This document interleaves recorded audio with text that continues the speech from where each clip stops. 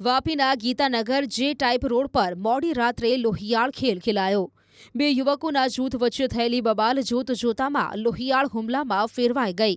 અંગત અદાવતમાં પહેલા બોલાચાલી થઈ, બાદમાં સમાધાનના ભાગરૂપે યુવકે માફી પણ માંગી, પરંતુ મામલો ત્યાં અટક્યો રહી। સીસીટીવીમાં સ્પષ્ટ જોઈ શકાય છે કે પહેલા બંને પક્ષ વચ્ચે ઉગ્ર બોલાચાલી થાય છે અને ત્યારબાદ મારામારી શરૂ થઈ જાય છે।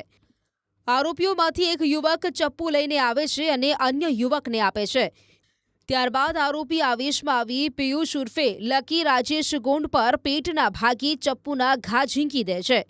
હુમલા બાદ ઘાયલ યુવક અને તેનો મિત્ર જીવ બચાવવા દોડે છે, પરંતુ હુમલાખોરો તેમનો પીછો પણ કરે છે।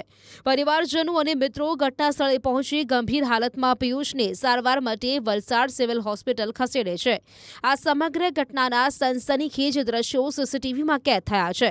બનાવ અંગે પોલીસે ભીમ ગુપ્તા, વિશાલ પ્રજાપતિ, સૂરજ પાસવાન અને મહેરાજ મોહમ્મદ નઝીર ખાન સામે હત્યાના પ્રયાસનો ગુનો નોંધીને તેમની શોધખોળ શરૂ કરી છે।